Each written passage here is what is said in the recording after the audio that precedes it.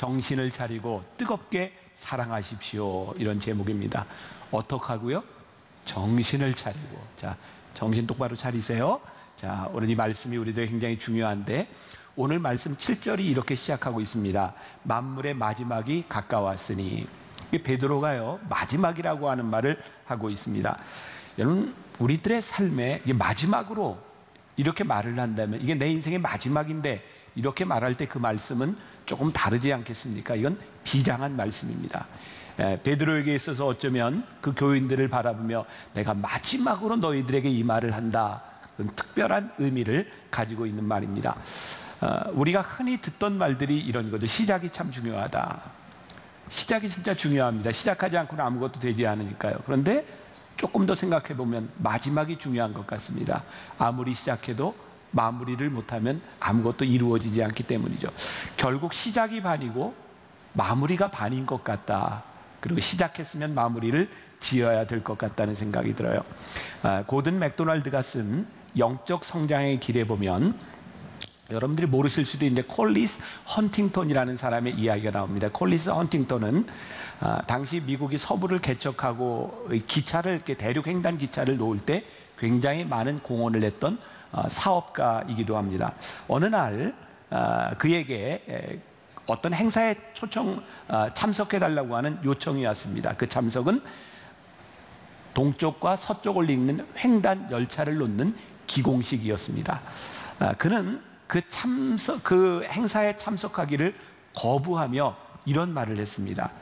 첫 번째 못을 박는 것을 기념하고 싶다면 얼마든지 그렇게 하라. 난 그럴 마음이 없다. 저기 보이는 산들은 끔찍하다. 우리는 실패할 수도 있다. 만약 실패한다면 가능한 한 아는 사람이 적었으면 좋겠다. 첫 번째 못은 누구나 박을 수 있지만 첫 번째 못과 마지막 못 사이에 헤아릴 수 없는 노동과 불안이 놓여 있다.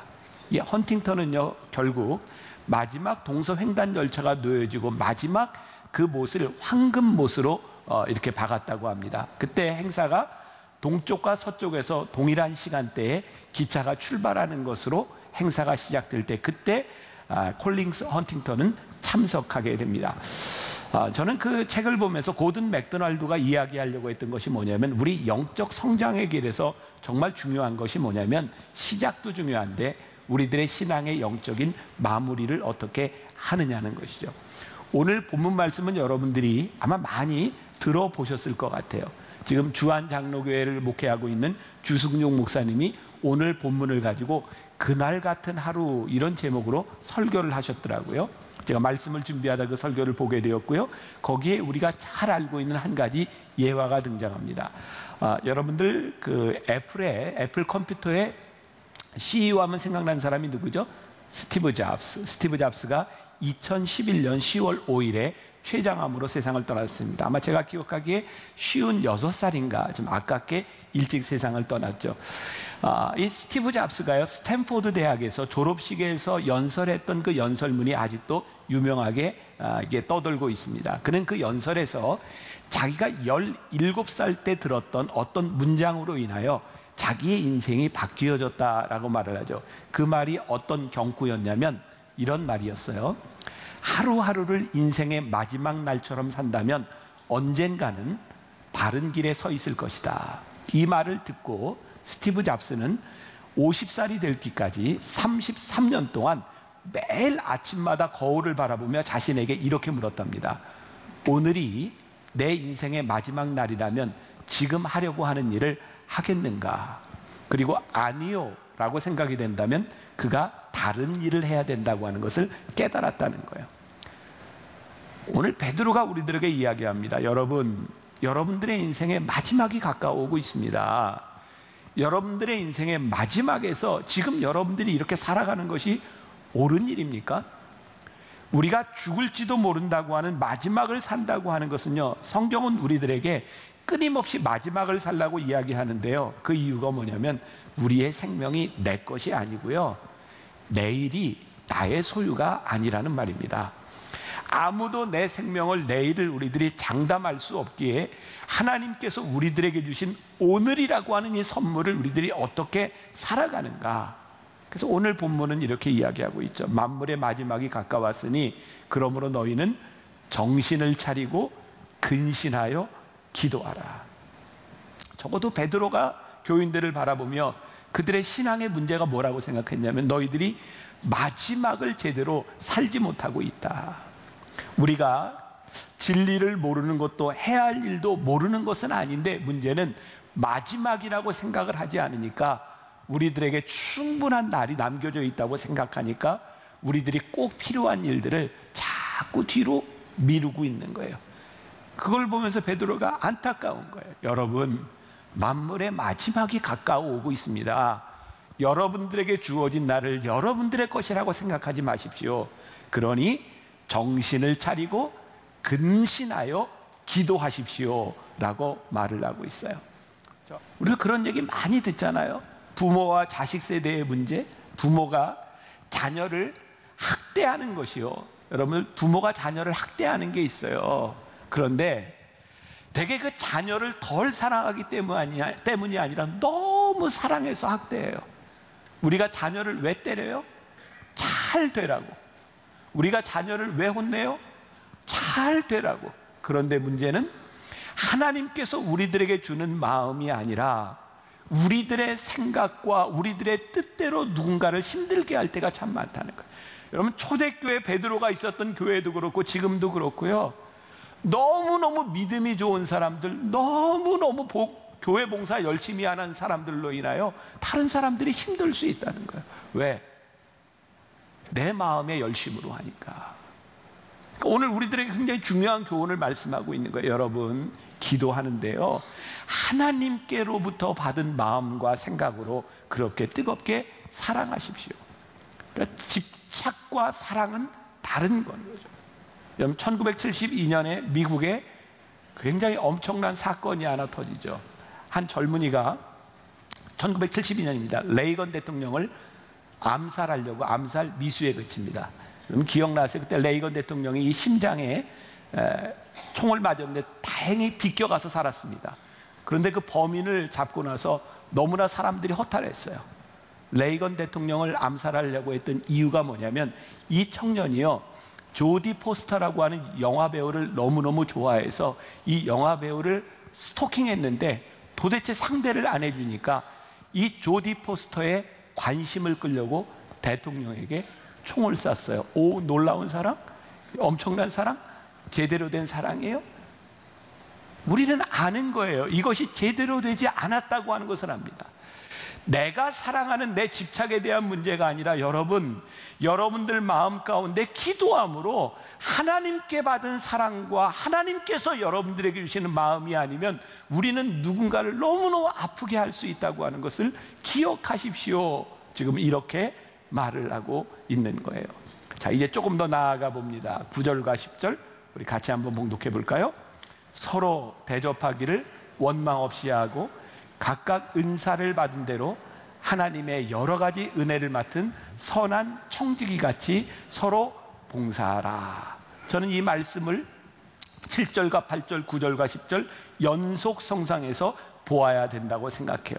자, 이렇게 뜨겁게 사랑하라고 이야기를 하는데 여러분, 그렇게 사랑하며 여러분들이 봉사할 때 서로 대접하기를 원망 없이 하십시오. 자, 여러분들 성경책에 이 원망 없이라고 하는 말에 여러분들이 표시를 내면 좋을 것 같아요. 말씀을 묵상하면서 이런 생각을 하게 되어서 이게 무슨 의미일까? 원망 없이 봉사하라. 가만히 생각해 보니까 우리들의 죄의 동기는 어디에 있냐면 늘 이기심에 있는 것 같아요. 만일 우리들의 본성이 이타적이라고 하면 우리들이 죄를 지을 것 같지 않습니다. 우리의 본성이 이기적이기 때문에 우리는 누군가에게 선행을 베풀고 누군가를 사랑하려고 하는데 우리들의 마음 가운데는 늘 어떤 생각이 있냐면 그것의 반대 급부를 생각하는 거예요. 우리가 누군가를 원망한다고 하는 원망의 이유는 무엇일까요? 내가 원하는 만큼 이루어지지 않을 때 우리는 원망이 있어요. 그런데 생각해 보세요.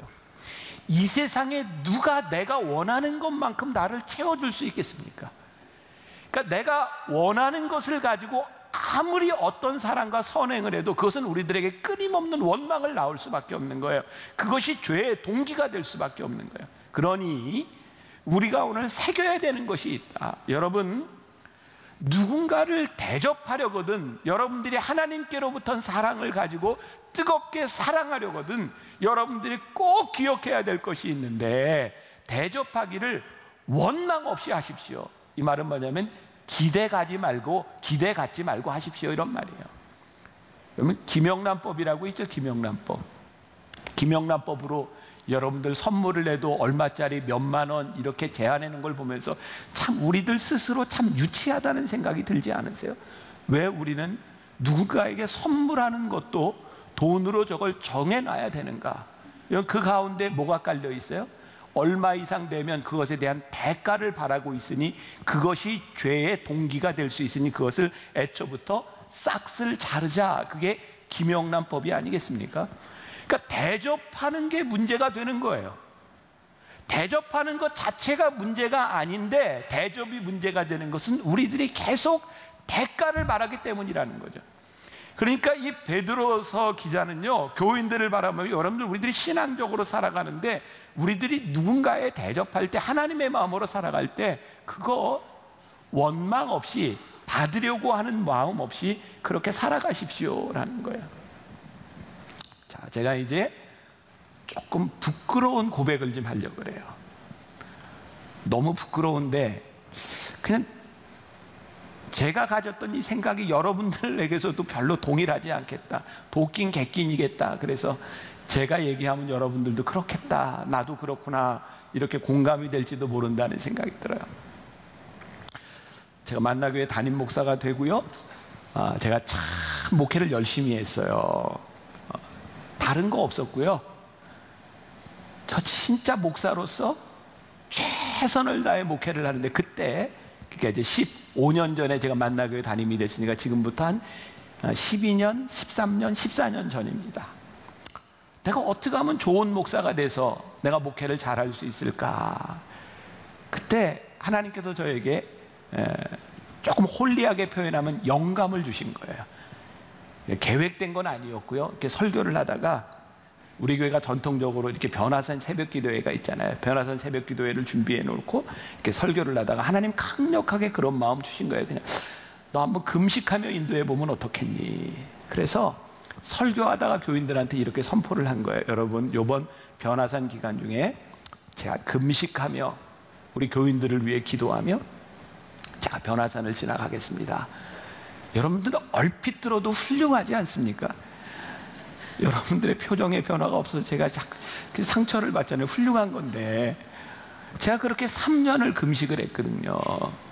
그런데 3년 동안 그렇게 금식하면서 다른 거 하지 아니하고, 여러분 집회를 인도하면서 금식하고 한 주간 지나가는 게 쉽지 않았어요.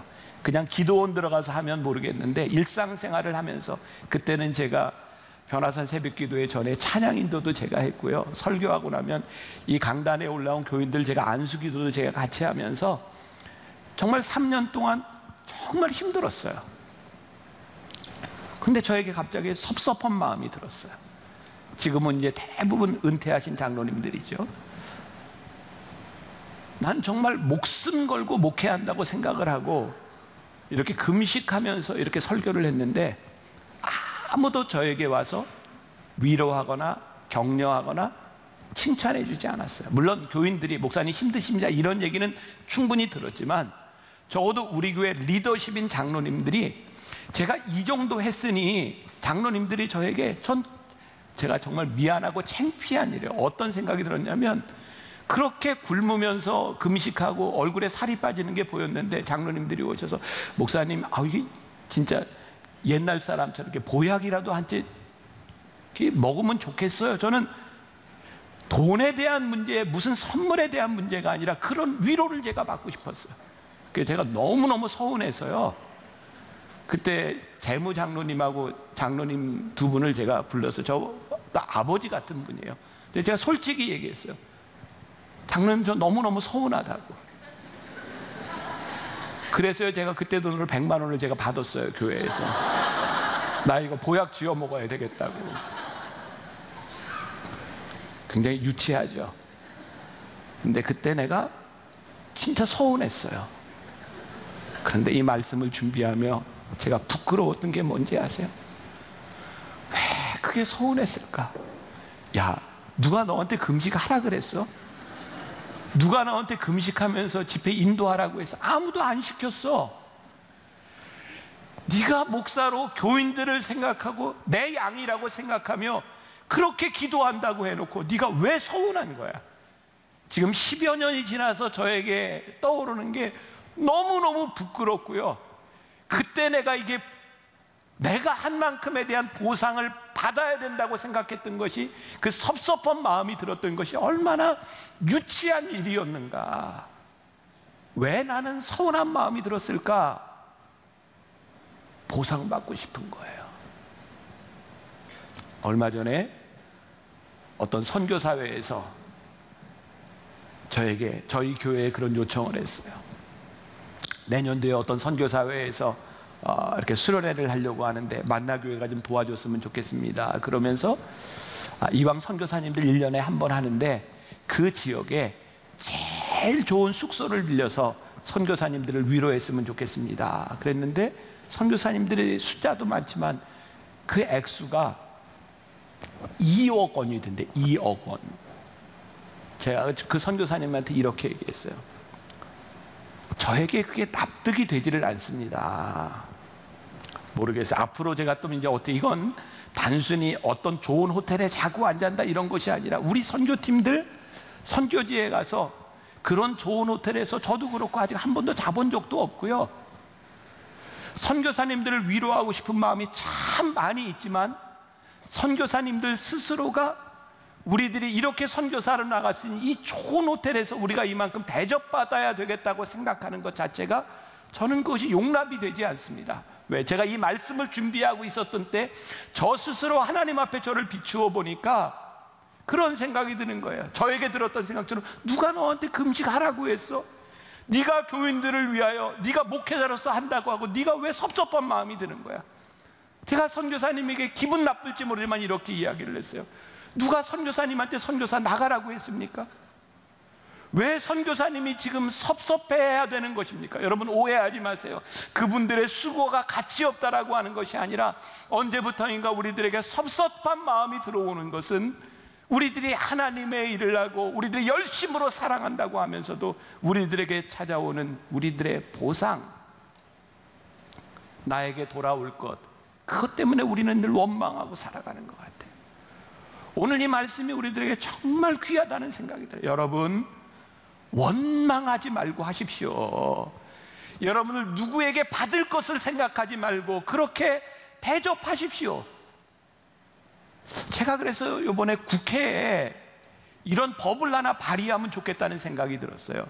김영란법 가지고는 우리나라의 이 문제가 해결될 것 같지 않고요, 베드로전서 4장 9절법을 하나 만들어야 될 것 같아요. 원망 없이 대접하십시오. 그럼 제 말에 어떻게 동의하세요? 우리 국회법으로요 베드로전서 4장 9절법 한번 만들자고요. 우리들에게 이 마음이 없다면, 이 마음이 있다면, 우리들이 대가를 바르지 않는다면 우리들이 그렇게 죄에 빠지거나 우리들이 그렇게 상처받지 않을 텐데, 성경은 우리들에게 원망 없이 서로 대접하라고 말씀하고 있어요. 여러분 받을 거 생각하지 말고 그냥 서로 여러분들 그렇게 대접하십시오. 그러면서 10절에 가서 보니까 같이 한번 봉독합시다. 시작. 각각 은사를 받은 대로 하나님의 여러 가지 은혜를 맡은 선한 청지기 같이 서로 봉사하십시오. 이래서 구체적인 방법을 이야기하고 있는 거예요. 은사를 받은 대로 이 말씀이 중요하고요, 그리고 은혜를 맡은 선한 청지기 같이 이 말씀도 중요합니다. 성경은 우리들에게 계속 이렇게 서번트 리더십, 종에 대한 이야기를 하고 있죠. 여러분 종이 되어 우리들이 섬긴다고 하는 것은 아주 간단한 겁니다. 성경에서 종이 하는 일은 뭔지 아세요? 종은요 주인이 밥을 먹는데 시중을 들기 위해서 서 있는 게 종입니다. 그러니까 성경에서 우리들에게 종처럼 섬겨라 이라고 하는 말은 뭐냐면 주인이 밥을 먹는데 밥을 먹도록 서빙하라, 이것을 서번트 리더십으로 이야기하고 있는 거예요. 제이슨 미첼이 쓴 쉬운 예수는 없다라고 하는 데서 이런 말을 하고 있어요. 섬김의 시작을 작게 하라. 너무 거창하게 생각하면 바로 앞에 있는 사람들을 놓칠 수 있기 때문이다. 섬김의 시작을 작게 하라. 여러분, 우리들이 맡은 은사대로 우리들이 섬기는데 우리들의 섬김은 거창한 게 아니라는 거예요. 종이 주인이 식사하는데 그걸 돕기 위해서 섬기는 것처럼 지금 여러분들 앞에 있는 여러분들이 할 수 있는 작은 일을 하십시오. 그것이 섬김입니다. 그런데 원망 없이 그렇게 하십시오. 여기까지 이 말씀을 들으면서 지금까지 우리들이 신앙생활을 하면서 우리들이 겪었던 많은 갈등에 대한 문제들, 정말 이거 아무것도 아닌데 우리들이 참 기본적인 것을 모르고 있었구나라는 생각이 들지 않으세요? 은사를 받은 대로 하세요. 이건 무슨 얘기예요? 다른 사람이 무슨 은사를 받았는지, 다른 사람이 어떤 재능을 받았는지 하나님은 여러분들에게 그거 비교하라고 하시지 않고요, 여러분들 받은 대로 여러분들이 그냥 내가 종이 되어서 주인의 식사를 도울 수 있는 마음으로, 그렇게 섬기는 마음으로 하세요. 비교하지 말라는 거예요. 우리들은 은사를 가지고 있어요. 우리들은 하나님의 일을 해요. 그런데 우리들에게서 왜 갈등의 문제가 존재하는가? 우리는 뭘 경쟁하는지 아세요? 옳음과 선행을 경쟁해요. 옳은 일을 행하려고 하는 것, 선한 일을 행하려고 하는 것이 잘못된 것은 아닌데, 어느 날 우리들 속에 옳음과 선행을 경쟁하면서 잘하려고 싸우는 거예요. 제가 언젠가도 그런 말씀 드렸죠. 여러분, 자꾸 너무 잘하려고, 내가 교사도 하고 찬양대도 하고 봉사도 하는데 너무 잘하려고 그렇게 싸우지 마세요. 내가 하면 진짜 잘할 것 같은데 저 사람이 하는 것 나에게 조금 못 미치면 그냥 좀 참아주세요. 왜 우리는 선한 일들을 하며 비교하고 마음 아파하고 힘들어하는가? 어떤 교회 목사님 부임하자마자 교인들이 하도 싸워서 물었대잖아요. 왜 이렇게들 싸우냐고. 교인들이 뭐라고 대답했어요? 잘하려고 싸운다고. 그 목사님이 얘기했대잖아요. 잘하지 말자고. 그게 뭐 그렇게 잘하는 게 중요하냐고. 하나님이 우리들에게 주신 은사를 가지고 최선을 다하며 서로서로 대접하며 서로서로 용납하는 것, 그것이 우리들에게 얼마나 중요한 일인가. 우리들이 은사를 받은 대로 선한 청지기처럼 일하지 않잖아요. 우리들에게 뭐가 들어오냐면 우리들에게 교만이 들어와요. 교만은 뭔지 아세요? 인정받고 싶은 마음. 인정받고 싶은 마음 없는 사람이 누가 있어요? 이번에 우리 교회에서 장로님들이 한 10분 정도 이제 은퇴를 하세요. 연령이 다 쳐서 은퇴하는 분도 있고 자원 은퇴를 하는 분도 있고. 그런데 은퇴를 하시겠다고 제 방에 들어온 장로님이 저에게 그런 얘기를 해요. 목사님, 제가 장로가 되면서 이쯤 되면 은퇴를 하겠다고 처음부터 마음을 먹고 장로가 됐는데요, 은퇴할 때가 되니까 너무너무 서운해요. 그러면서 이렇게 얘기를 하더라고요. 목사님, 제가 은퇴하면 잊혀질 것 같고요, 은퇴하면 내 자리가 없을 것 같아서 너무너무 서운해요. 그래서 장로님에게 제가 이렇게 물어봐요. 장로님, 제가 은퇴할 때도 저도 그런 생각을 할까요? 그랬더니 격하게 끄덕끄덕 하시고, 목사님도 그럴 거예요. 제가 참 짧은 시간이지만 깊은 생각을 했어요. 하나님이 우리들에게 주신 은혜, 우리들에게 주신 청지기의 직분, 그것으로 족할 수 있어야 되는데 우리들의 자리를 빼앗기는 것 같고, 우리들이 보상받지 못하는 것 같고, 내가 인정받아야 된다고 생각하는 그것들이, 그 교만이 우리들에게 자리 잡고 있을 때, 우리가 믿음을 지키는 것이 참 힘든 일이구나. 어떤 분은 책에서 이 교만이라고 하는 걸 이렇게 표현했어요. 영혼의 에이즈다. HIV, 에이즈가 무슨 병이에요? 에이즈 자체가 병이 아닌 거 아시죠? 에이즈는 면역 결핍이 되는 거예요. 에이즈에 걸리면 면역이 결핍돼서 다른 병균의 침략을 받는 게 에이즈예요. 여러분, 교만은요, 그것이 우리들에게 결정적인 죄라기보다는 교만이 우리들 속에 들어오면요, 우리들의 많은 부분들의 죄들이 침투해요. 시기하게 하고 질투하게 만들고 수없이 많은 죄들이 우리들에게 침투하기 시작해요. 그래서 오늘 베드로가 이야기하는 거예요. 초대교회에 그들에게 일어나는 죄의 문제들을 바라보며 여러분들이 누군가를 대접하려면 원망 없이 하십시오. 여러분들이 받은 대로 하십시오. 그리고 선한 청지기 같이 하십시오. 그래야 그 선한 청지기 의식이 여러분들을 붙잡아 줄 수 있는 겁니다. 요즘 장기려 박사가 많이 이렇게 조명이 되고 있는데, 제가 장기려 박사의 평전을 읽었을 때입니다. 장기려 박사가 병원에서 이제 살 날을 얼마 남겨놓지 않았던 때 사람들이 찾아와서 장기려 박사의 사진을 찍기 시작했대요. 장기려 박사가 사람들에게 물었답니다. 왜 이렇게 사진을 찍냐? 그랬더니 돌아가시면 동상을 세우려고요. 그랬더니 병상에서 장기려 박사가 노발대발했다는, 이런 미친놈들을 만나. 나 죽은 다음에 무슨 동상을 세워, 쓸데없는 짓 하지 마라. 그리고 그걸 못하게 막았다는 거예요. 우리 인간의 본성을 보세요. 우리는 죽고 나면 우리들의 삶의 자취를 남기고 싶지 않나요? 그래서 돈 있고 능력 있고 권력이 있으면 죽은 자리에 그 산수 자리를 크게 하고 비석을 세우고 나 이렇게 살았다라고 하는 것이 인간의 본성이 아닌가요?